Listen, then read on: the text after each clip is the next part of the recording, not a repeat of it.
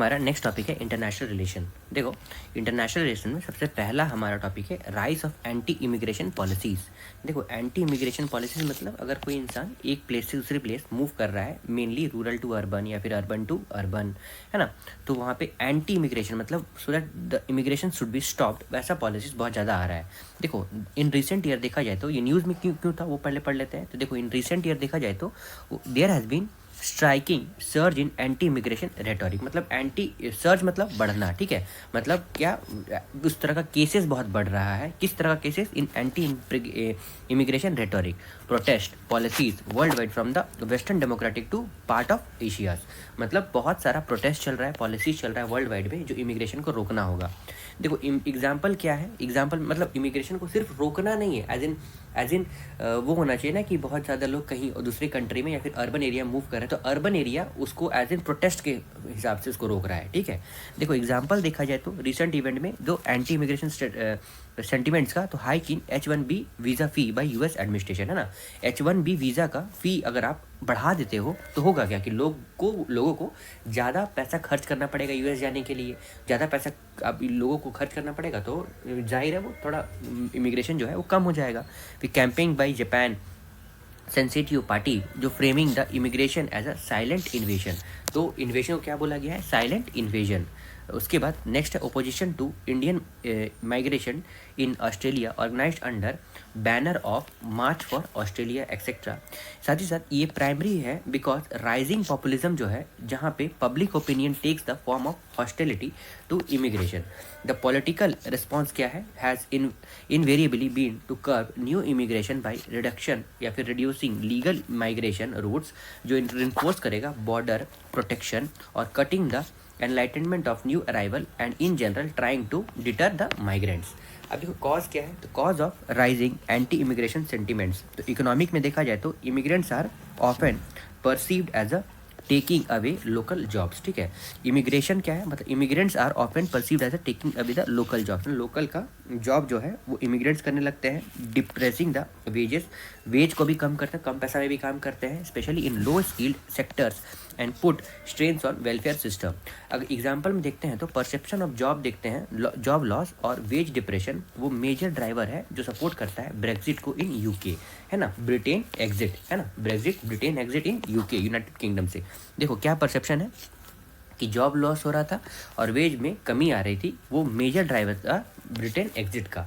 अब देखो, सोशल और कल्चरल देखा जाए तो माइग्रेंट जो है वो देखा गया है कि threat to national identity, language, religion और ट्रेडिशंस जो फ्यूल करता है कल्चरल एंजाइटी को अमॉन्ग नेटिव पॉपुलेशन जो specially in societies facing demographic changes.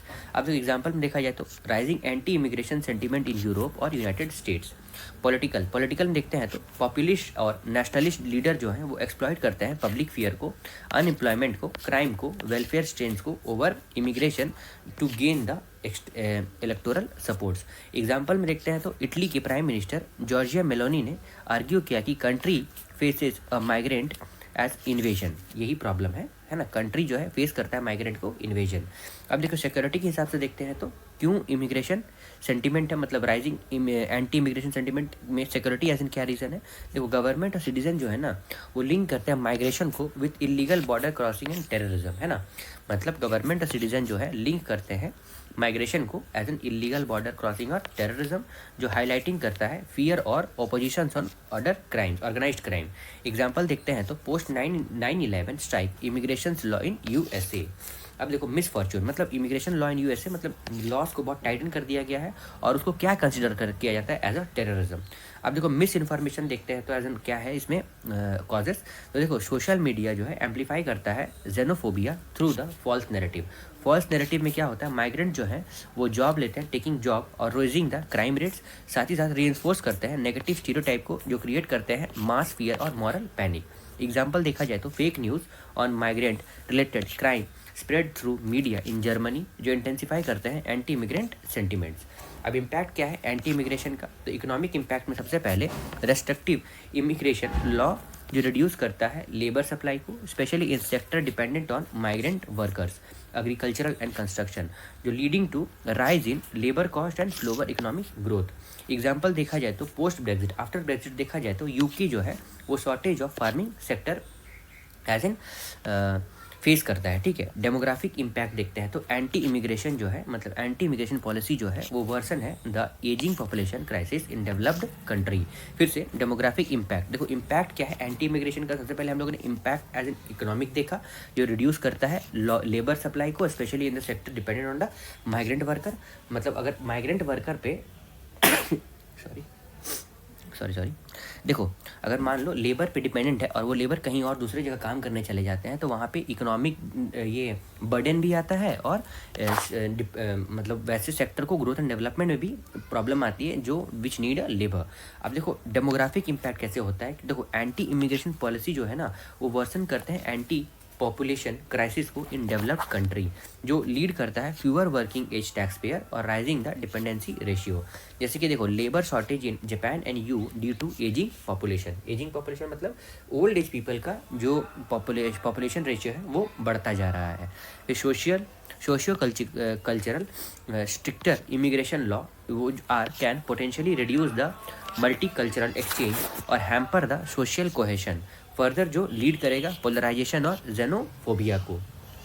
Reduce innovation में सबसे पहले restricting the skilled migrant, reduce innovation, research capacity और स्टार्टअप फॉर्मेशन। जो एग्जांपल देखा जाए तो as per National Foundation for American Policy 55% of country जो है $1 billion startups has at least one immigrant founder. अब पॉलिटिकल इम्पैक्ट देखते हैं तो स्ट्रिंजेंट पॉलिसी जो है can lead to strain relations like neighbouring और सोर्स कंट्री, जो कि ड्यू टू डिपोर्टेशन और discriminatory visa regime and international criticism for violating human rights. अब देखो मेजर्स क्या है, major taken to prevent illegal immigration. तो मेजर्स में देखा जाए तो national register of citizen NRC जो है ये बेसिकली क्या है, ये लिस्ट है सिटीजन का जो बेसिकली हैव बीन क्रिएटेड किसके लिए, पहली बार in Assam in 1951, first time it has been created in 1951 in Assam to combat, तो रोकने के लिए issue of illegal immigrants in the state, मतलब जितने भी लोग घुसपैठिए जो आसाम में आ रहे हैं उसको रोकने के लिए बेसिकली रूल लाया गया था। फिर इमिग्रेशन एंड फॉरेनर एक्ट 2025 ये बेसिकली कॉन्फर करता है upon the central government certain power जो प्रोवाइड करेगा for requirement of passport and other travel document in respect of persons entering into the existing from India. अब how should India respond, अब India किस तरह response करेगा, तो देखो diplomatic engagement जो है बेसिकली होस्ट करेगा कंट्री को, उसके बाद बायलैटरल डायलॉग और agreement with the host country जैसे कि यूएस, ऑस्ट्रेलिया, जापान, जो इंश्योर करेगा फेयर ट्रीटमेंट और legal protection for India workers और स्टूडेंट अब्रॉड। नेक्स्ट है लिवरेजिंग द डायस्पोरा डिप्लोमेसी, मतलब प्रोएक्टिव डायस्पोरा जो आउटरीच करते हैं थ्रू एम्बेसीज और कल्चरल मिशन से, जो काउंटर करेंगे नेगेटिव स्टीरियोटाइप को और शोकेस करेंगे positive contribution of India globally. उसके बाद स्ट्रेंथन करेंगे डोमेस्टिक अपॉर्चुनिटीज़ को, मतलब क्रिएट करना है मोर high quality jobs in sector such as IT, health care, manufacturing etcetera, जैसे कि with in India can help reduce push factor driving the migration. उसके बाद नेक्स्ट हम देखते हैं in this regard coordinated and effective implementation of initiative like make in India, इस तरह का इनिशिएटिव जैसे कि make in India, skill India, startup India, जो हेल्प कर सकता है सो दैट अपने स्किल्ड लेबर और यूथ को ना रोक सके और रिड्यूस कर सके डिपेंडेंस ऑन फॉरेन एम्प्लॉयमेंट, कहीं और बाहर जाके काम करने के बजाय आप यहीं पे काम करो। अब देखो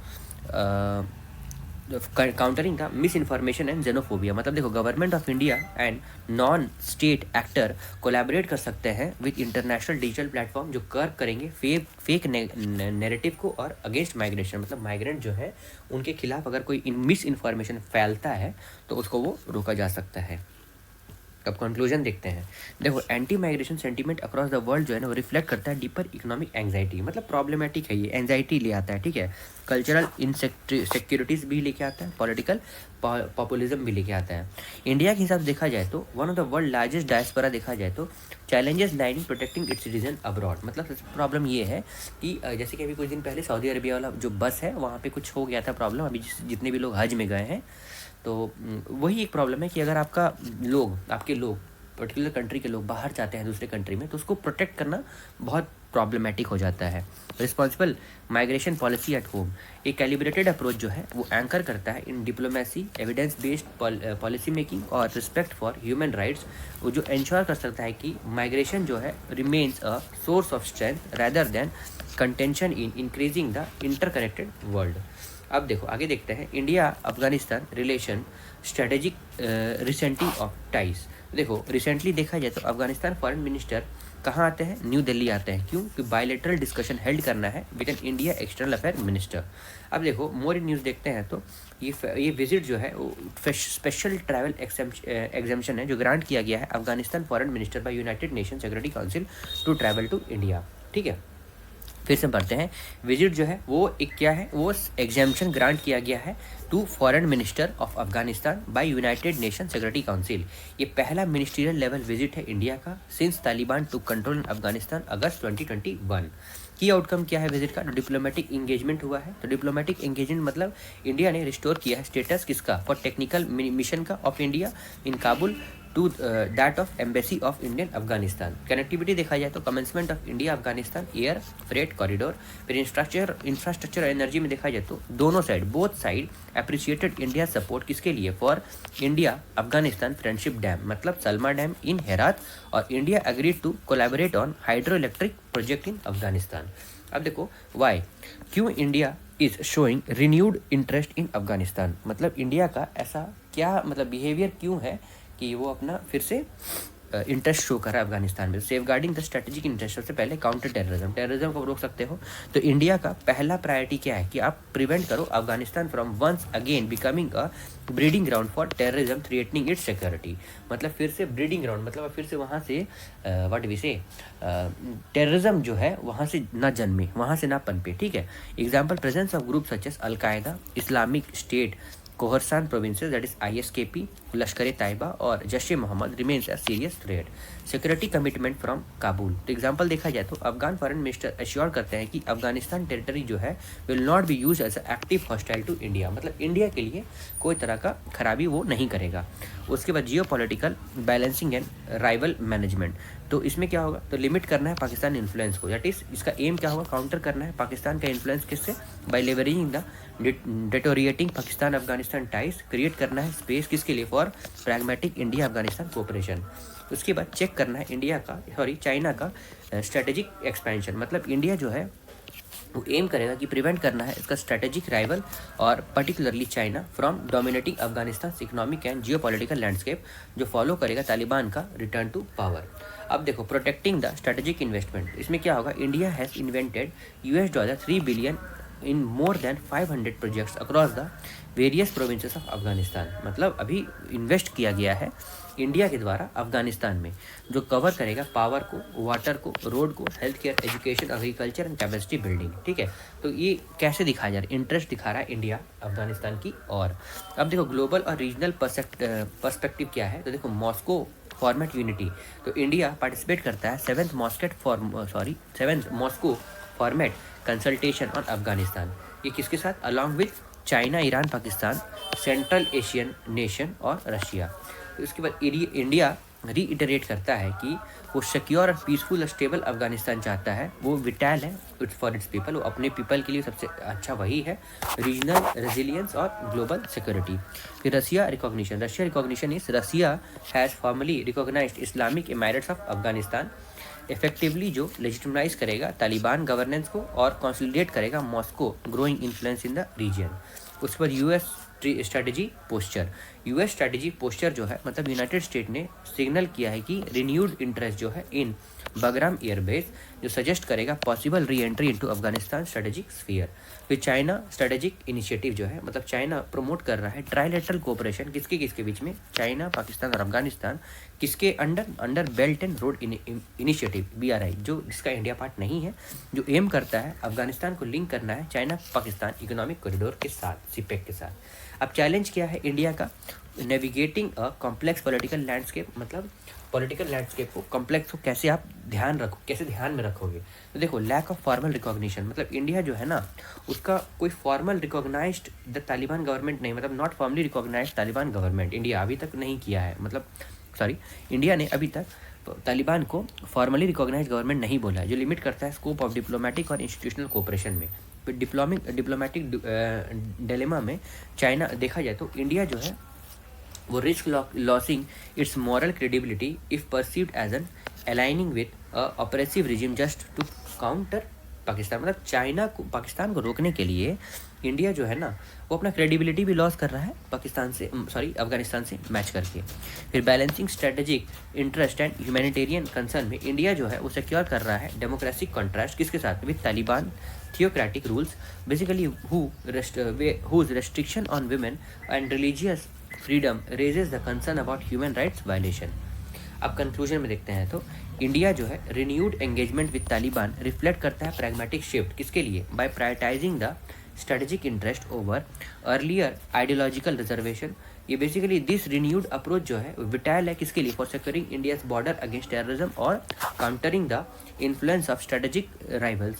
साथ ही साथ ये अंडरस्कोर करता है कि engaging with difficult partner does not signify, इसका मतलब ये नहीं कि एंडोर्समेंट और रिफ्लेक्ट करता है प्रैग्मेटिक चॉइस ऑफ डायलॉग और डिसएंगेजमेंट। ठीक है, कंक्लूजन पर ध्यान नहीं रखना है आपको, एज इन डेटा फैक्ट याद रखना चाहिए। ओके, अब देखिए नेक्स्ट हम देखते हैं कि इंडिया रशिया रिलेशन इंपॉर्टेंट है। तो रिसेंटली देखा जाए तो 25th anniversary of declaration of strategic partner किसके बीच में, रशिया और इंडिया, ये सेलिब्रेट किया गया है। ठीक है, क्या 25th anniversary of declaration of strategic partner. अब देखो न्यूज़ में और ये ज़्यादा क्यों है, तो डिक्लेरेशन जो है वो साइन किया गया था 2000 में। कौन सा 25th एनिवर्सरी किसका हो गया, declaration of strategic partner between Russia and India. ये देखा जाए तो 22 एनुअल समिट जो है वो regular leader level meeting, ministerial dialogue और वर्किंग ग्रुप जो है across sector have been institutionalised the partnership ensure करता है कंटिन्यूटी एंड डेप्थ। साथ ही साथ it established a qualitatively new framework that elevated bilateral cooperation across the political, security, economic, defense, cultural sphere। अब core pillar क्या है India Russia का partnership का, तो देखो पॉलिटिकल और डिप्लोमेटिक कन्वर्जेंस में देखते हैं तो एनुअल समिट जो है is at its centre piece. Annual summit क्या है, एट सेंटर पीस में है। जो बियॉन्ड समिट देखा जाए तो मतलब समिट के ऊपर भी दो nation coordinated closely through ministerial exchange, the 2+2 dialogue and forum like UN, G20, BRICS, SCO et cetera. मतलब यहाँ पे ये लोग बेंच शेयर करते हैं। ठीक है, देखो सबसे पहले कोर पिलर क्या है इंडिया रशिया पार्टनरशिप का, तो पॉलिटिकल डिप्लोमेटिक कन्वर्जेंस है और annual summit is at its centre piece. Annual summit जो होता है और beyond summit the two nation coordinated. अब देखो एनुअल समिट जो होता वो तो होता ही, वो कोर पिलर है, और बियॉन्ड दिस एनुअल समिट और ये सब 2+2 dialogue, UN, G20, BRICS, SCO में भी ये लोग टेबल अपना बेंच अपना शेयर करते हैं। रशिया जो है also backs India's bid for a permanent seat on UN security council. तो UN सिक्योरिटी काउंसिल में रशिया जो है इंडिया के लिए परमानेंट सीट के लिए बिड करता है, मतलब बोलता है yes India should get the permanent seat. अब डिफेंस और सिक्योरिटी में देखा जाए तो रशिया जो है इंडिया का टॉप मिलिट्री सप्लायर है और अकाउंटिंग जो लगभग 36% of the total defence import during 2020-2024 Sipri report. Example में देखा जाए तो S-400 जो है एयर डिफेंस सिस्टम, MiG-29 के naval fighter aircraft etcetera. Defence tie जो है have evolve for a buyer seller model जो ज्वाइन करेगा रिसर्च डेवलपमेंट और production of advance defence technologies, example BrahMos cruise missile. फिर conduct military exercise Indra and Aviaindra. अब देखो energy security देखते हैं तो रशिया जो है वो लार्जेस्ट क्रूड ऑयल सप्लायर है इंडिया का। साथ ही साथ ये सप्लाई करता है oil at discounted price which has helped in curbing the inflation. Some of the India's largest state owned and private company जो है वो इन्वेस्ट करता है रशिया फार ईस्ट, मतलब RFE including ONGC's investment in oil and gas projects. अब देखो promote करना है nuclear energy development, example Kudankulam nuclear power plant और तमिलनाडु। नेक्स्ट है ट्रेड और इकोनॉमिक में, मतलब ट्रेड और इकोनॉमी में एनर्जी सिक्योरिटी में देखा जाए तो bilateral trade between two country जो है वो reach a recorded high of $68.7 billion कब फाइनेंशियल ईयर 2024-25 में। साथ ही साथ they have set a target कितना, तो bilateral trade off $100 billion bye 2030। बहुत ज़्यादा है ये, है ना। देखो मेजर आइटम जो है एक्सपोर्ट होता है from India include the pharmaceuticals, organic and inorganic chemicals, iron, steels et cetera. और 90% ट्रेड जो है वो रशिया और इंडिया के बीच में कंडक्ट किया जाता है in local currency, that is rouble and rupee. ये सबसे अच्छा चीज़ है, डॉलर इसमें इन्वॉल्व नहीं होता है। अब देखो कनेक्टिविटी देखा जाए तो Russia can enhance India's connectivity कैसे, with central Asia and wider Eurasia through projects like International North-South Transport Corridor INSTC, फिर नॉर्थ सी रूट और Chennai Vladivostok in eastern maritime corridor. मतलब ये सब तरीके से इंडिया और रशिया अपना मेरीटाइम सेक्टर या फिर ट्रांसपोर्ट सेक्टर को बढ़ावा दे सकता है। अब इन्हांस टेक्नोलॉजिकल कैपेबिलिटीज में देखा जाए तो इन स्पेस सेक्टर देखा जाए तो it is assisting first crewed space mission that is Gaganyaan. फिर कल्चरल और पीपल टू पीपल टाइज में India cinema once captivated Soviet audience, Russian ballet continues to find fans in India, और yoga enjoy wide popularity across Russia, जो build करेगा long lasting goodwill को।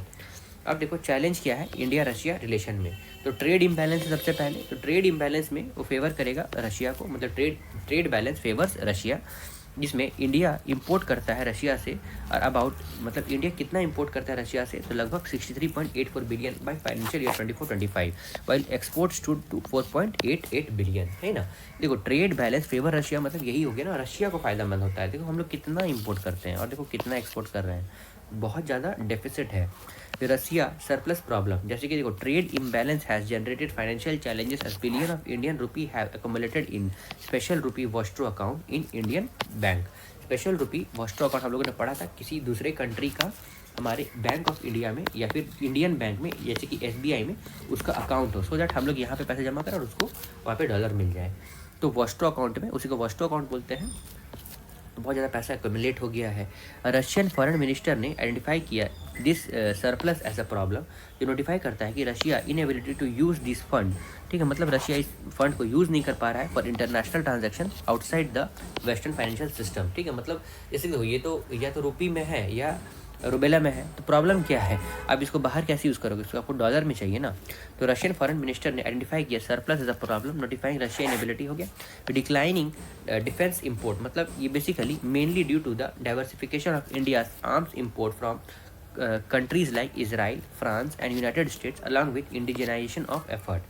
फिर diverging geopolitical priorities में India US convergence, सबसे पहले India जो है इंक्रीजिंगली अलाइन करता है with West, particularly the US, example security relation such as Quad. फिर ग्रोइंग रशिया चाइना टाइज में इन 2022 रशिया और चाइना जो है ना अनाउंस करता है नो लिमिट, कोई लिमिट नहीं है पार्टनरशिप में, outlining the closer political security and economic engagement. फिर रशिया का रीअप्रोचमेंट विद पाकिस्तान, देखा जाए तो recent cooperation between Pakistan and Russia जो है वो इंक्लूड करता है डिफेंस इनिशिएटिव्स जैसे कि जॉइंट काउंटर टेररिज्म ड्रिल और नेवल एक्सरसाइज। और सैंक्शन बाय यूएस से देखा जाए तो कोई भी मेजर मिलिट्री डील नहीं है रशिया के साथ which have been concluded since S-400 deal, जो अवॉइड करेगा US sanction under countering the America adversaries through sanction act CAATSA 2017। ये काटसा एक्ट क्या है, ये बेसिकली सैंक्शन डाला गया है कि आप कोई भी चीज़ रशिया से एक्सपोर्ट इंपोर्ट नहीं कर सकते हैं। चलो यहाँ पे लिखा हुआ है काटसा, जो अलाउ करता है imposition of sanction on the countries, जो डील करेगा 3 nation that is Russia, Iran और नॉर्थ कोरिया, है ना। काटसा तीनों, रशिया, ईरान और नॉर्थ कोरिया में मार्क करते रहो, वेट फॉर वाइल, है ना। अब देखो आगे पढ़ते हैं, how India is balancing it's relation with Russia and USA, कैसे बैलेंस करता है। तो India sometime finds itself caught between the interest of US and Russia, ठीक है। ये प्रॉब्लम हो जाता है कि उधर यूएस सैंक्शन लगाता है और रशिया इसका एज एन ट्रेडिंग पार्टनर, बहुत बढ़िया है, जो प्रॉब्लम है ना। एग्जाम्पल देखा जाए तो US recently impose tariff on India for purchasing the oil from Russia. देखो यहाँ पे भी एक प्रॉब्लम हो गया है, बेसिकली एक्यूज करता है, it accuses India of financing Russia's war in Ukraine. फिर इंडिया का अप्रोच क्या है in dealing with such situation, तो फॉलोइंग स्ट्रेटेजिक ऑटोनॉमी, इंडिया जो है फॉलो करता है flexible foreign policy approach. Flexible foreign policy approach है जो बेसिकली बैलेंस करता है टाइज किसके बीच में, between both US and Russia. Approach जो है वो बेस्ड ऑन स्ट्रेटेजिक ऑटोनॉमी और रियलिस्टिक पॉलिसीज है। फॉर इंस्टेंस देखा जाए तो in case of Ukraine, Russia जो है मतलब Russia Ukraine Russia conflict, India abstain करता है फ्रॉम यूएनएससी रिजोल्यूशन, ठीक है। मतलब यूक्रेन और रशिया का कॉन्फ्लिक्ट में यूएनएससी में इंडिया एब्सटेन कर लेता है, अपने आप को पीछे खींच लेता है, which called for condemning the Russian military action against Ukraine. उसके बाद relationship based on national interest, मतलब despite the imposition of additional tariff, India जो है मेंटेन करता है deep ties with Russia.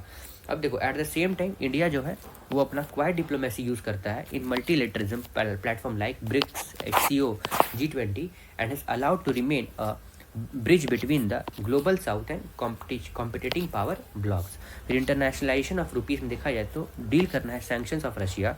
India जो है प्रमोट कर रहा है अल्टरनेटिव पेमेंट मैकेनिज्म जैसे कि ट्रेडिंग इन रुपीज़ और रूबल्स। अब वे फॉरवर्ड में देखते हैं तो इन्हांस करना है म्यूचुअल ट्रस्ट को, मतलब दोनों कंट्री अपना reinforcement that is mutual trust जो है वो चाहिए, बढ़ाता है amid the growing appreciation about Russia China India US convergence. Strengthen करना है टायर 2 डिप्लोमेसी, मतलब strengthening the contact with new generation as well as academic and stationing the India correspondent in Russia. फिर डाइवर्सिफाई करना है trade को, मतलब India और Russia trade जो है वो एक्सपैंड करना चाहिए बियॉन्ड ऑयल, जो इनकॉर्पोरेट करेगा प्रोडक्ट जैसे कि देखा जाए तो ट्रेडिशनल सेक्टर में आईटी, टेक्सटाइल, एग्रीकल्चर ये सब में भी बढ़ावा देना चाहिए, so that it could promote the India's export to Russia, मतलब इंडिया का एक्सपोर्ट रशिया में हो पाए। ऐसे आप लोग ने देखा ना कि कितना कम है, 4.8 बिलियन ही है। देखो ये तो बहुत प्रॉब्लमेटिक है ना, 4.8 बिलियन ही है और उधर तो बहुत ज़्यादा है, डबल डिजिट में है। अब देखो यहाँ पे finalising the free trade agreement FTA with Eurasian economic union EAEU, जो Russia is key member of EAEU, promote करेगा cooperation in nuclear energy. Russia जो है हेल्प करेगा India in developing the small modular reactor SMRs। और other में देखा जाए तो प्रमोट करना है कोऑपरेशन किसमें, नॉन ट्रेडिशनल एरिया जैसे कि AI, साइबर सिक्योरिटी और एक्सेट्रा में। कंक्लूजन देखते हैं तो future of India Russia relation जो है वो डिपेंड करेगा बोथ नेशन और ability to adapt the its partnership जो इमर्ज करेगा global realities expanding beyond defence energy into technology innovation people to people link में।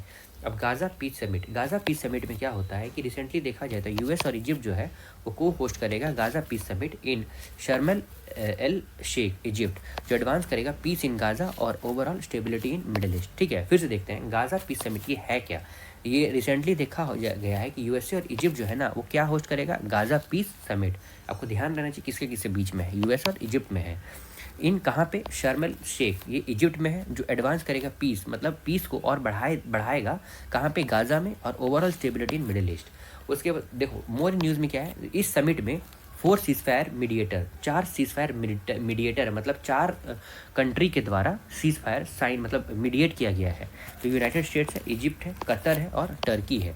ये साइन करेंगे डिक्लेरेशन जो बेसिकली इनॉग्रेट करेगा US का 20 पॉइंट पीस प्लान और Trump declaration for enduring the peace and prosperity, है ना। पीस प्लान है और enduring the peace and prosperity. Peace plan जो है वो डिक्लेयर करेगा फ्यूचर डिस्प्यूट्स, तो कैसे डिक्लेयर करेगा, future dispute will be resolve विया डिप्लोमेटिक इंगेजमेंट एंड नेगोशिएशन, मतलब आगे कोई तरह का भी अगर लड़ाई होता है तो आप कैसे उसको सॉल्व करेंगे, तो रिजॉल्व विया डिप्लोमेटिक इंगेजमेंट और negotiation, not through the force और पोर्ट्रेट कॉन्फ्लिक्ट। फिर प्लान जो है कॉल्स फॉर हमास डिसआर्मामेंट और internationally supervised reconstruction of Gaza. उसके बाद लॉन्ग टर्म जैसे कि टर्म्स 20 पॉइंट प्लान जो है, मतलब लॉन्ग टर्म में क्या करना है, तो ट्रम्प का 20 पॉइंट प्लान है जो बेसिकली स्टिपुलेट करेगा कि कोई भी पैलेस्टीनियन जो है वो मिलिट्री फोर्स से लीव नहीं करेगा, फोर्स टू लीव गाज़ा। फिर से no Palestinian will be militarily force to leave Gaza, मतलब गाज़ा से कोई भी पैलेस्टीनियन जो है वो मिलिट्री फोर्स के द्वारा भगाया नहीं जाएगा। And that Israel will agree not to occupy or annex the Gaza strip, और इसराइल जो है वो एग्री करेगा कि आप कोई भी गाज़ा स्ट्रिप का एरिया, अभी हम लोग कुछ देर पहले पढ़े थे, गाज़ा स्ट्रिप का एरिया आप ऑक्यूपाई नहीं करेंगे। ठीक है, कोई भी पैलेस्टीनियन जो है वो गाज़ा को लीव नहीं करेगा मिलिट्री से, मतलब मिलिट्रीली, और कोई भी इसराइल जो है वो इसराइल जो है वो एग्री करेगा कि कोई भी गाज़ा का एरिया फिर से एनेक्स नहीं करता है। इंपॉर्टेंटली 20 पॉइंट ऑफ गाज़ा जो है वो does not guarantee a 2 state solution और creation of state of Palestine, मतलब ये क्या गारंटी नहीं दे रहा है, ये जो लॉन्ग टर्म जो है ना 20 पॉइंट, ये कोई गारंटी नहीं देता है कि दोनों स्टेट का सॉल्यूशन हो ही जाएगा। उसको India minister of state for external affairs attend करते हैं समिट को और अप्रिशिएट करते हैं एफर्ट जो towards a lasting peace in region है। अब सिग्निफिकेंस क्या है पीस इन द रीजन, तो देखो रीजनल प्रॉस्पेरिटी, मतलब देखो द पीस प्लान जो है कुड एड, वो आराम दिला सकता है, मतलब रोक सकता है एक्सपेंशन ऑफ अब्राहम अकॉर्ड और unblock the broader peace and prosperity. Abraham accord जो है are a feature of US middle east diplomacy जो इन्वॉल्व करेगा peace agreement between Israel and United Emirates, Bahrain, Morocco etcetera. अब strategic location देखते हैं। Strategic location में सबसे पहले आएगा रीजन जो है वो rich in oil and gas resources, is a strategically located at a juncture of critical global lines of communication जो इन्वॉल्व करेगा red sea, strait of Hormuz और स्वेज कैनाल को। अब कंटेम्प्रेरी जियोपॉलिटिक्स देखते हैं तो ग्रेट पावर कंपटीशन जो कि can lead the regional fragmentation in absence of peace, जैसे कि रशिया जो है वो शो करता है सिक्योरिटी इंटरेस्ट, वाइल चाइना जो है वो economic interest in the region. फिर से देखते हैं कंटेम्प्रेरी जियोपॉलिटिक्स में, देखो ज़्यादा बड़ा पावर जो है वो कंपटीशन वो लीड कर सकता है रीजनल फ्रैगमेंटेशन को, मतलब अलग अलग फ्रैगमेंट में बांट सकता है रीजन को इन एब्सेंस ऑफ पीस। तो देखो जैसे रशिया जो है वो उसका इंटरेस्ट क्या है, तो सिक्योरिटी इंटरेस्ट, चाइना का क्या है वो एज एन इकोनॉमिक इंटरेस्ट है। ग्लोबल ट्रेड देखा जाए तो रीजन जो है वो हाउस है किसका, one of the youngest and fastest growing population, ठीक है, और एक्सपेक्ट किया जाता है कि reach around 580 million people by 2030, serving a market for goods and service in the times of peace. अब देखो की माइलस्टोन क्या है इजराइल पैलेस्टीन कॉन्फ्लिक्ट में, सबसे पहले बाल्फोर डिक्लेरेशन, ये जो 1917 में आया था बाल्फोर डिक्लेरेशन, ये बेसिकली ब्रिटेन ने कंट्रोल ले लिया था पैलेस्टीन पर आफ्टर वर्ल्ड वॉर 1 और सपोर्ट कर रहे थे जूविश होमलैंड को इन पैलेस्टीन, मतलब जूइश को सपोर्ट कर रहे थे, ये बाल्फोर डिक्लेरेशन है। उसके बाद 1947 में जब आज़ादी मिल रही थी ना तो यूएन पार्टीशन प्लान आया, ये डिवाइड किया पैलेस्टीन को with separate Jewish and Arab state. मतलब क्या हुआ यहाँ पे, मतलब ब्रिटेन जो है वो जूइश को सेटल कर रहे थे वहाँ पे, अब यहाँ पे क्या होता है जूइश और अरब अलग अलग हो रहे हैं with Jerusalem under the international control. फिर 1967 में 60 डे वॉर हुआ। 60 डे वॉर में क्या हुआ, इसराइल ने ऑक्यूपाई किया West Bank, Gaza strip, Israel ने अटैक किया। अभी हम कुछ देर पहले हम लोग पढ़ रहे थे ना कि इसराइल जो है कोई भी गाजा का एरिया ऑक्यूपाई नहीं करेगा, सेम इसराइल ने क्या किया था, ऑक्यूपाई किया था गाजा स्ट्रिप को, बैंक को, ईस्ट जेरूसलम को, सिनाई पेनिनसुला को और गोलन हाइट्स को 1967 में। फिर 1993 में क्या हुआ, ऑस्लो अकॉर्ड। ऑस्लो अकॉर्ड में क्या हुआ, एक ग्रांट लिमिटेड सेल्फ गवर्नेंस हुआ, मतलब ऑस्लो अकॉर्ड में ग्रांट मिला कि लिमिटेड सेल्फ गवर्नेंस होना चाहिए किसको, पैलेस्टीनियन को, in part of West Bank and Gaza. फिर 2006 में क्या हुआ, हमास ने पैलेस्टीन को जीत लिया और legislative election causing the tension between the फतह एंड हमास।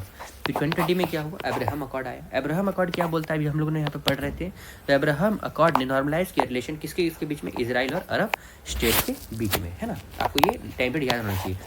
20 पॉइंट ट्रम्प कब आया, देखो यहाँ पे 20 पॉइंट प्लान ऑफ गाजा, ये बेसिकली ये आप 20 ट्रम्प 20 पॉइंट बोल सकते हो, 2025 आप मान सकते हो।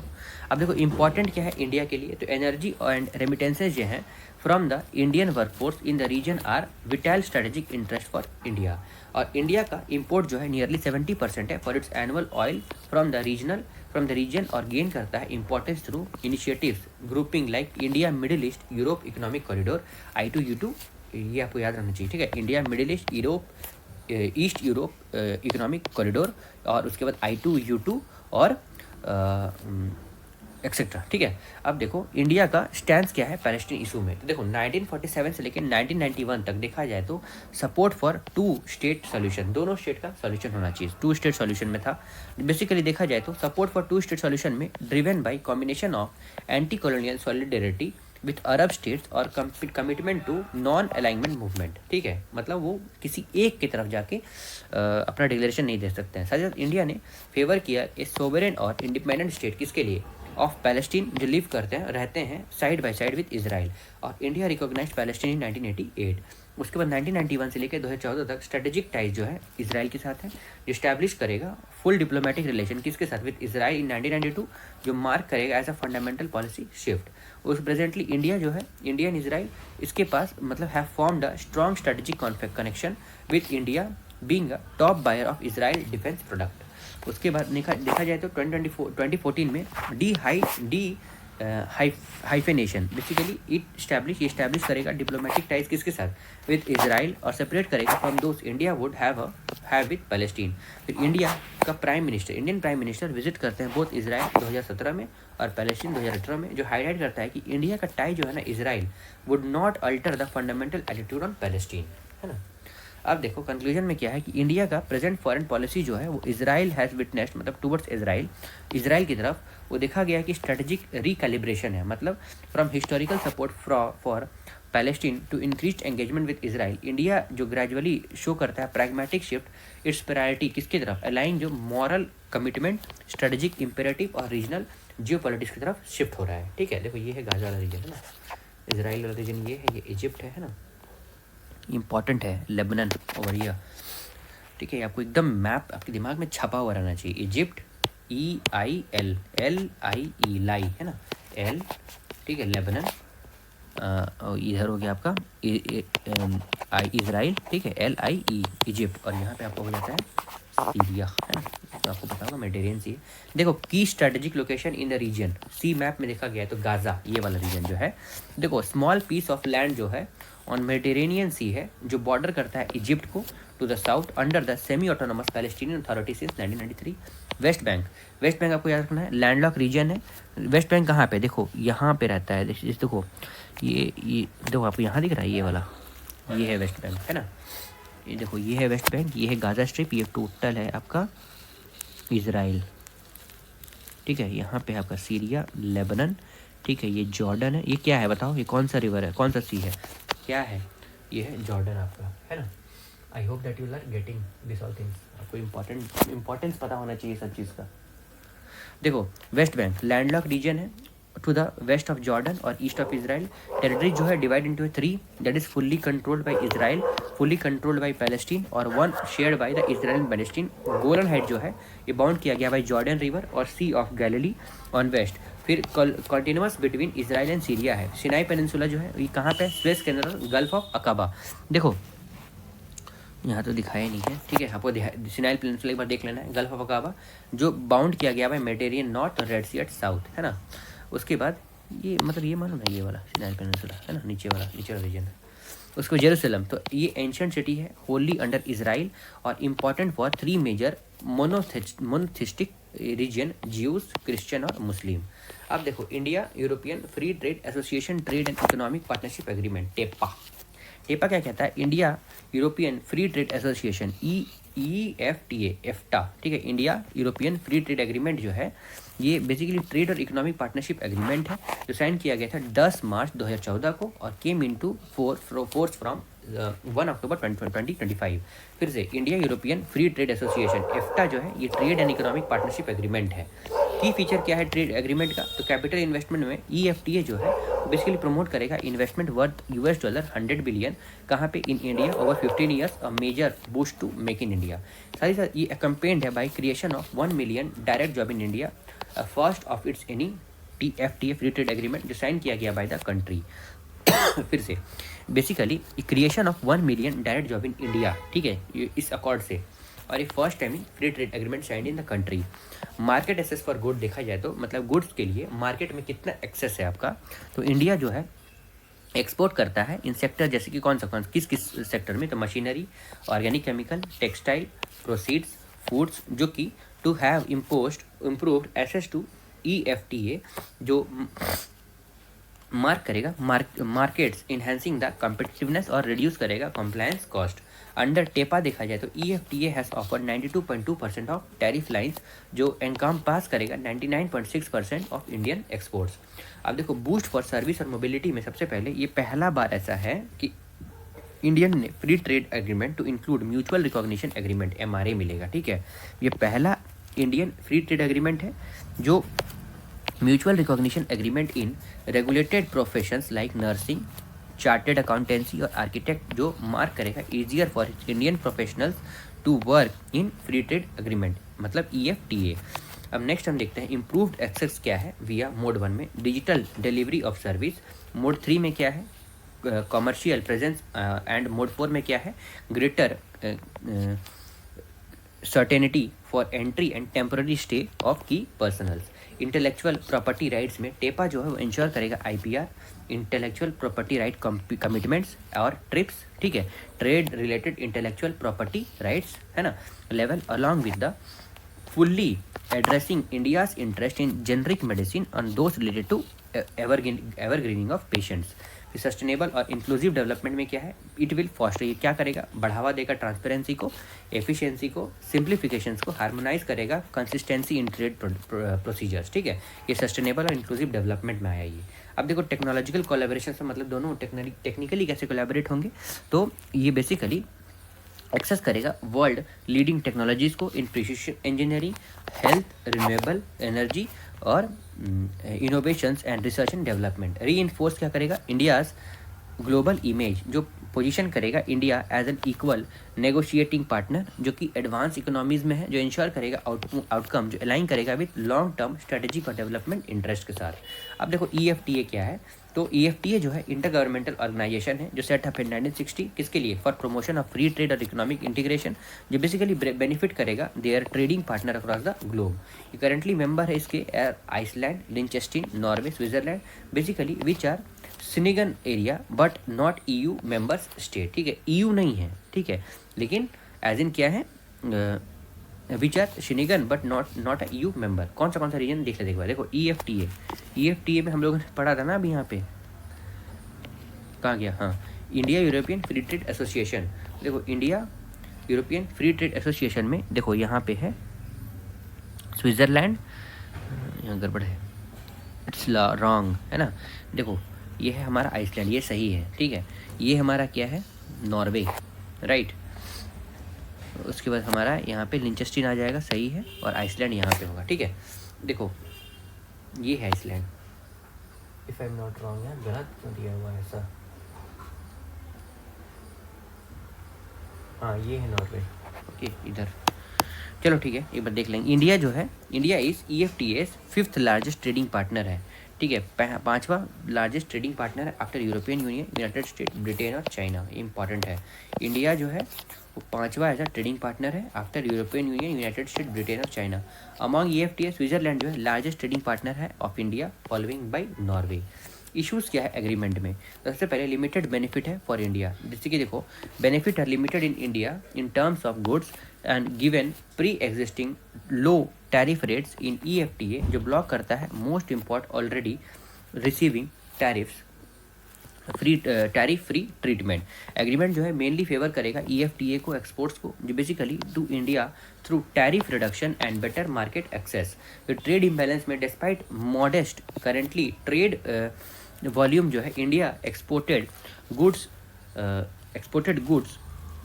Worth around $1.97 billion to EFTA in financial year 25 against the import of $2022 billion 22.4 billion. फिर लिमिटेशंस ऑफ द पैक्ट क्या है कि सेवरल एनालिसिस देखा गया है कि उन्होंने वार्न किया है कि इंडिया जो है वो likely to keep the facing difficulty in exporting from farm produce to Switzerland due to क्यों web of tariffs, quality standards और approval requirements. Key agricultural items देखा जाए तो including dairy, soya, coal etcetera, वो place करता है as an exclusion list. Limited investment option में investment जो है वो सेक्शन कर सकता है डील जो एक्सक्लूड करेगा पेंशन और सोवियत वेल्थ फंड। कंक्लूजन में क्या है, टेपा जो है वो सर्व करेगा एज बोथ एन इकोनॉमिक और diplomatic assets and is India's most forward looking deals in era where the trade is increasingly tied to resilience. Supply chain जो है diversification and climate commitment is sets a new benchmark for a future global partners। अब हमारा next topic है news in shorts. देखो इसमें सबसे पहला Indian Asian relationship. देखो 47th एशियन समिट जो है वो हेल्ड हुआ है कहाँ पे, कुआलालंपुर मलेशिया में। कौन सा 47th Asian summit. Asian summit जो है वो takes place twice a year, host किया जाता है by country holding ASEAN chairmanship.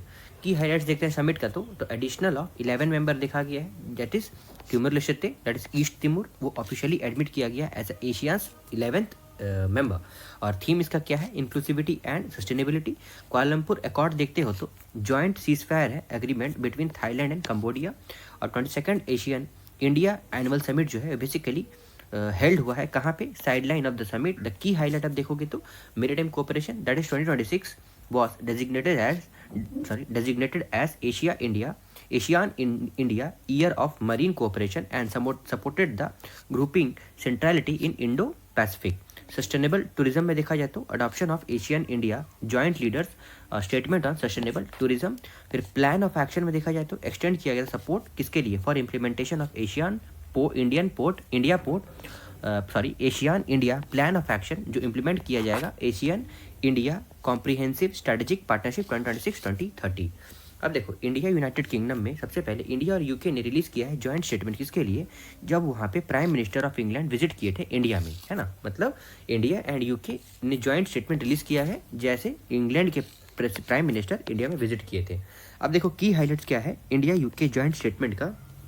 तो टेक्नोलॉजी में देखोगे ना, दोनों नेशन ने वेलकम किया है tangible progress made across critical and emerging technology, जो इंक्लूड करता है टेलीकम्युनिकेशन को, क्रिटिकल मिनरल को, और एआई को, और हेल्थ टेक्निक को, सारी हेल्थ टेक को। सारी की आउटकम देखोगे आप, टेक्नोलॉजी सिक्योरिटी इनिशिएटिव का टीएसआई जो है वो इंक्लूड करता है कनेक्टिविटी और innovation centre for AI native work, किसके लिए, फॉर 6G के लिए। साथ ही साथ नॉन टेरेस्ट्रियल नेटवर्क्स NTN जो है वो cyber security for telecom with an at least of euro 24 million of joint funding। उसके बाद joint centres for AI promoting responsible AI in health care. फिर से जॉइंट सेंटर करना है, मतलब जॉइंट सेंटर होना चाहिए, मतलब कोलैबोरेशन होना चाहिए, किसके लिए, AI को प्रमोट करना है इन AI को प्रमोट करना है in health care, climate, fintech and biotech. साथ ही साथ फेज 2 जो है उसमें UK India critical mineral supply chain observatory जो है वो एक्सपैंड करने वाला है मिनरल कवरेज को, और स्टैब्लिश करना है a new satellite campus at IIT and ISM Dhanbad, है ना। इंडियन इंस्टीट्यूट ऑफ माइंस है ये, और IIT Indian institute of technology, दोनों सेम ही है ना। अब देखो ट्रेड एंड इन्वेस्टमेंट में देखा जाए तो दोनों वेलकम करेंगे registering of joint economic and trade committee, मतलब JETCO, विच जैसे कि which will support the governance और यूटिलाइज करेगा comprehensive economic and trade agreement CETA। Defence में देखते हैं तो बोथ साइड जो है वो कमिटेड है किसके लिए, मरीन सिक्योरिटी के लिए, कोऑपरेशन के लिए इन इंडो पैसिफिक, साथ ही साथ इंक्लूड करना है और स्टैब्लिश करना है regional maritime security centre of excellence RMSCE, और किसके अंतर्गत, Indo Pacific oceans initiative IPOI के। एजुकेशन में देखा जाए तो बोथ साइड जो है रीअफर्म करेगा माइग्रेशन एंड मोबिलिटी पार्टनरशिप, जो इनेमल करेगा लीगल माइग्रेशन और कर्व करेगा इरेगुलर मूवमेंट को। एग्जाम्पल देखा जाए तो क्वीन यूनिवर्सिटी ऑफ बेलफास्ट और कॉन्वेंट्री यूनिवर्सिटी दोनों ने ऑथराइज किया है, मतलब हैव बीन ऑथराइज, दोनों को ऑथराइजेशन मिला है किसके लिए, तो ओपन करना है अपना ब्रांच कैंपस इन गिफ्ट सिटी। गिफ्ट सिटी कहाँ है, गुजरात में है। क्लाइमेट एंड एनर्जी में देखते हैं तो बोथ अनाउंसेस जॉइंट इन्वेस्टमेंट कहाँ पे, इन क्लाइमेट टेक स्टार्टअप, जो कि फंड किया जाएगा तो सपोर्ट करने के लिए innovation in climate and tech and AI। अब नेक्स्ट हम देखते हैं एडिशनली ऑफशोर और विंड टेक टास्क फोर्स जो है एंड एक्सप्रेस्ड इंटेंट जो कोलैबोरेट करेगा through global clean power alliances GCPA के द्वारा। अब देखो new strategic EU India agenda, ये एजेंडा में देखा जाए तो यूरोपियन यूनियन ने अप्रूव किया है EU इंडिया स्ट्रैटेजिक एजेंडा, जो आइडेंटिफाई करेगा 5 प्रायोरिटी पिलर्स को और एड्रेस करेगा इमर्जिंग अपॉर्चुनिटीज, चैलेंजेस और थ्रेट को इन जियोपॉलिटिकल कंटेक्स्ट। अब 5 प्रायोरिटी पिलर्स में देखा जाए तो प्रॉस्पेरिटी एंड सस्टेनेबिलिटी में फोकस करना है इकोनॉमिक ग्रोथ को, जॉब क्रिएशन को और कार्बनाइजेशन को, और स्ट्रेंथन करना है सप्लाई चेन को। गोल जो है जो फाइनलाइज करेगा फ्री ट्रेड एग्रीमेंट को FTA को, और कंक्लूड करेगा an investment protection agreement IPA at IPA are central to this. अब टेक्नोलॉजी और इनोवेशन में देखा जाए तो डिपेंड करेगा कोऑपरेशन को on critical emerging technology, digital infrastructure, और प्रमोट करेगा रिसर्च कोलैबोरेशन, कैसे, through trade and technology council and Horizon Europe में। अब सिक्योरिटी एंड डिफेंस में देखा जाए तो एड्रेस करना है ग्लोबल सिक्योरिटी थ्रेट को, जियोपॉलिटिकल टेंशन को और टेक्नोलॉजिकल चेंज को। जैसे कि देखो coordinate on Indo Pacific and promote rule based maritime order. साथ ही साथ कनेक्टिविटी एंड ग्लोबल इश्यूज में क्या करना है, देखो इसमें बेसिकली स्ट्रेंथन करना है रीजनल कनेक्टिविटी को, ग्लोबल गवर्नेंस को और कोऑपरेशन को इन दिस कंट्री। एग्जांपल देखा जाए तो स्ट्रेंथन करना है इनिशिएटिव जैसे कि India Middle East Europe economic corridor IMEC और ग्लोबल गेटवे। इनेबल करना है अक्रॉस द पिलर, जैसे कि फैसिलिटेट करना है स्किल मोबिलिटी को, नॉलेज एक्सचेंज को, बिजनेस एंगेजमेंट को, और इंस्टीट्यूशनलाइज करना है cooperation to support for all four main pillar. अब देखो सपोर्ट ऑल 4 पिलर्स, ठीक है। अब देखो ऑल 4 पिलर में क्या क्या आ जाएगा, facilitate skill mobility, knowledge exchange, business engagement और इंस्टीट्यूशनल कोऑपरेशन। अब देखो इंडिया EU रिलेशन के बारे में थोड़ा देख लेते हैं। तो डिप्लोमेटिक रिलेशन में इंडिया जो है स्टैब्लिश करता है tie with European economic community in 1962, ठीक है, और अपग्रेड करता है ऐसा स्ट्रेटेजिक पार्टनरशिप कब 2004 में। आफ्टर दैट बायलैटरल ट्रेड देखा जाए तो ट्रेड इन गुड्स जो रीच करता है लगभग euro 120 billion in 2024 with the EU as India's largest trading partner. तो EU जो है इंडिया का लार्जेस्ट ट्रेडिंग पार्टनर बन जाता है। अब देखो फॉरेन डायरेक्ट इन्वेस्टमेंट के बारे में देखते हैं। तो EU जो है इनफ्लो करता है total USD that is 107.27 billion between April 2000 and December 2023। अब देखो नेक्स्ट हम देखते हैं इंडिया मंगोलिया। इंडिया और मंगोलिया में 2 कंट्री जो है वो सेलिब्रेट करेगा 10th anniversary of the strategic partnership, जिसके साथ विद की MOU जो साइन किया जाएगा during visit of Mongolia president to India. Key MOU sign किया जाएगा, उसका मतलब क्या होता है, डेवलपमेंट कोऑपरेशन में दोनों कंट्री जो है वो रीअफर्म करेगा कमिटमेंट किसके लिए, to the Mongol oil refinery project being implemented with $1.7 billion lines of credit by India. Cultural relation आप देखते हो तो MOU जो है वो किसके बीच में होगा, Ladakh autonomous hills development council और मंगोलियाज अरखांगाई प्रोविंसेस। और स्पिरिचुअल कॉर्पोरेशन जो होगा, स्पिरिचुअल कोऑपरेशन, तो स्पिरिचुअल कोऑपरेशन में इंडिया जो है प्लान करेगा कि अपना holy relics of Lord Buddha disciples Sariputra को सेंड करेंगे और मौद्यागलयान कहाँ पे, मंगोलिया में, टू मंगोलिया, ठीक है। लॉर्ड बुद्धास डिसाइपल्स सरीपुत्रा और मौद्गालयाना कहाँ पे भेजेंगे, मंगोलिया में भेजेंगे। कौन है, होली रिलिक्स है ऑफ लॉर्ड बुद्धा। अब देखो, he help digitise the 1 million ancient Buddhist manuscript और लिंक करेंगे नालंदा और गंदन मोनास्ट्रीज को, ठीक है। देखिए एक बार फिर से स्पिरिचुअल कोऑपरेशन में पढ़ लेते हैं कि इंडिया जो है प्लान करने वाला है अपना Holi relic of God Buddha को, जैसे कि डिसाइपल्स, ये 2 नाम है, कहाँ पे, मंगोलिया में भेजेंगे और क्या करेंगे, उनको डिजिटाइज करेंगे 1 मिलियन एंशियंट बुद्धिस्ट मैन्युस्क्रिप्ट को। उसके बाद अदर में की MOU में देखा जाए तो free e visa Mongolia citizens के लिए, मंगोलियन सिटीजन के लिए फ्री ई वीज़ा का फैसिलिटी है। स्ट्रेंथन करेंगे trade through exploring the potential of third country ports और इन्हांस करेंगे cooperation in uranium, resilient supply chain और critical mineral etcetera. Significance of Mongolia for India में देखा जाए तो स्ट्रेटेजिक इंपॉर्टेंस में सबसे पहले मंगोलिया स्ट्रेटेजिक लोकेशन में सबसे पहले एसेंशियल फॉर इन्हांस करना है जियोपॉलिटिकल बैलेंस और रीजनल स्टेबिलिटी।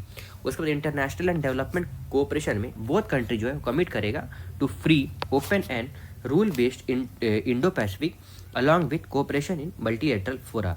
और एनर्जी और इकोनॉमिक पार्टनरशिप में मंगोलिया जो है उनके पास वास्ट रिजर्व है, किसके लिए, कोकिंग कोल के लिए और यूजफुल स्टील इंडस्ट्रीज के लिए। अब इंडिया मंगोलिया रिलेशन में सबसे पहले, बायलैटरल रिलेशन में सबसे पहले डिप्लोमेटिक टाइज में स्टैब्लिश करना है 1955 में और स्ट्रेटेजिक पार्टनरशिप में 2015 में। इकोनॉमिक रिलेशंस में $110.8 मिलियन टोटल बायलैटरल ट्रेड है 2024 तक। और मिलिट्री कोऑपरेशन में मिलिट्री एक्सरसाइज जो है वो नेमली नोमैडिक एलिफेंट और खान क्वेस्ट है। आप देखो सेवेला फोरम ऑन डेप्थ लॉन्च्ड। देखो फोरम जो है बेसिकली लॉन्च किया गया है at 16 session of United Nation conference on trade and development UNCTAD 16।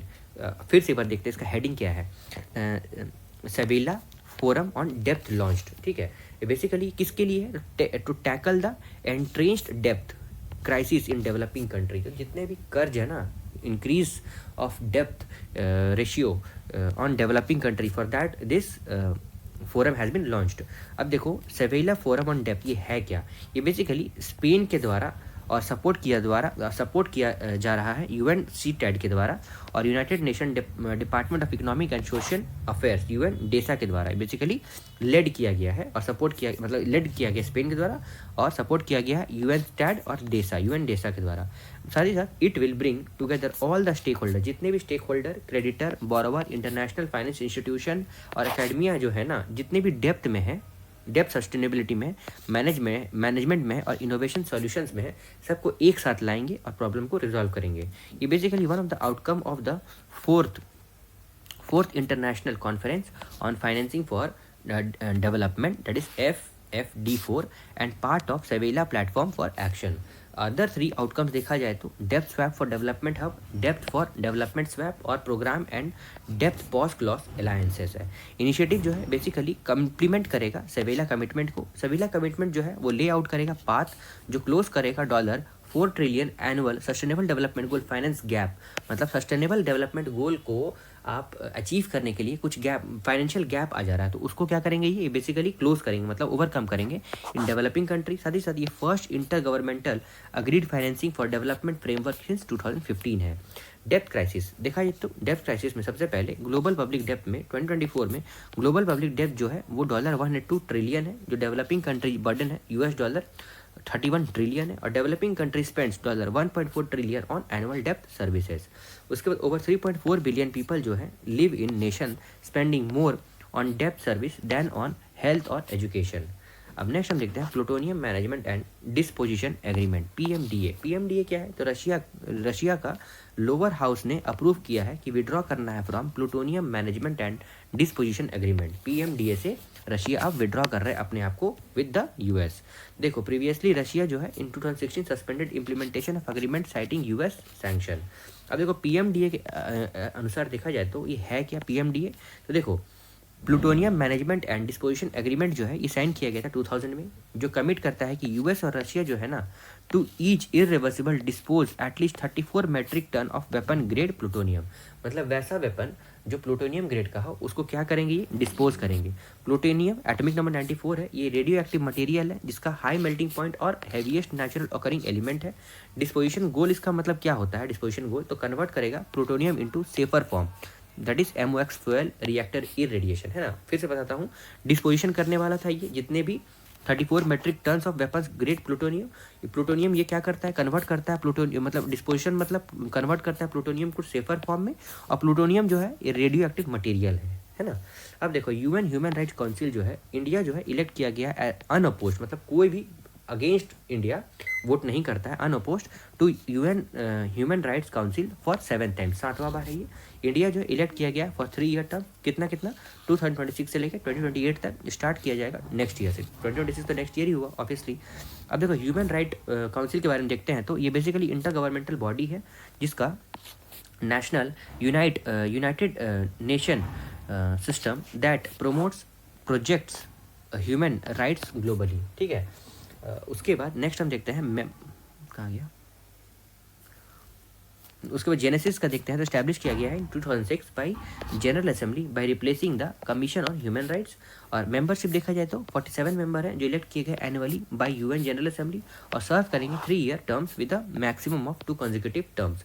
Function आप देखोगे तो प्रोवाइड करता है ग्लोबल फोरम किसके लिए? और ह्यूमन राइट्स, और अडॉप्ट करता है रिजोल्यूशन, रिव्यू करता है मेंबर स्टेट और मैंडेट करता है इन्वेस्टिगेशन और स्पेशल प्रोसीजर।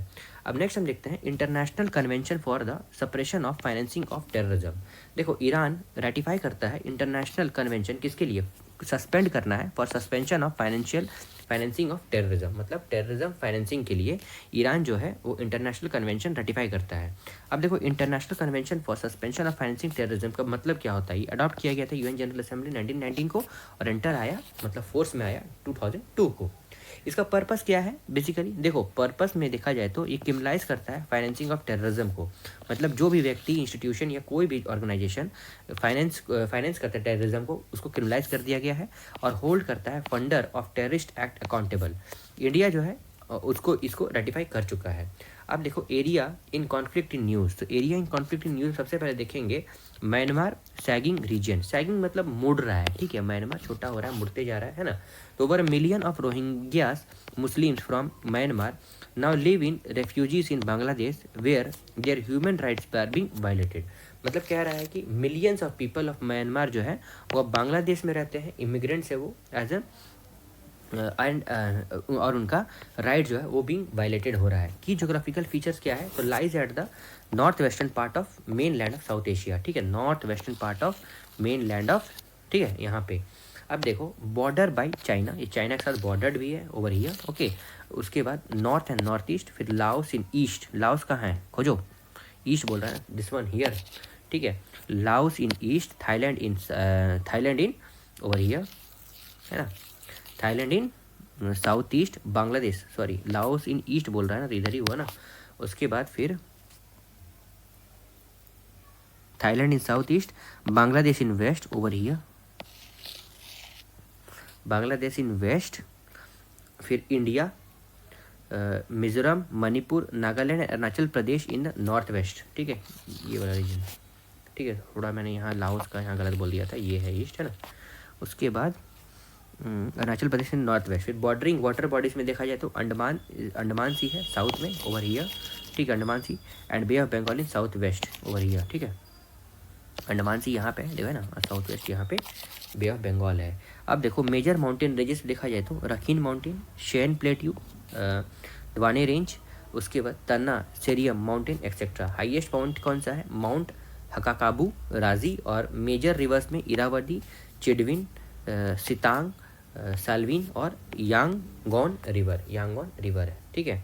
अब मेडागास्कर, एंटाना अरेवो द कैपिटल सिटी, ठीक है, एंटानान अरेवो द कैपिटल सिटी मेडागास्कर का। देखो एंटी गवर्नमेंट जेंजी प्रोटेस्ट जो है मेडागास्कर में देखा गया है और फॉल ऑफ गवर्नमेंट हो गया है। बॉर्डर्ड बाई देखा जाए तो Mauritius and reunion that is territory of France east, और फ्रेंच मतलब ये ईस्ट में है, ठीक है, ओवर हियर, ठीक है।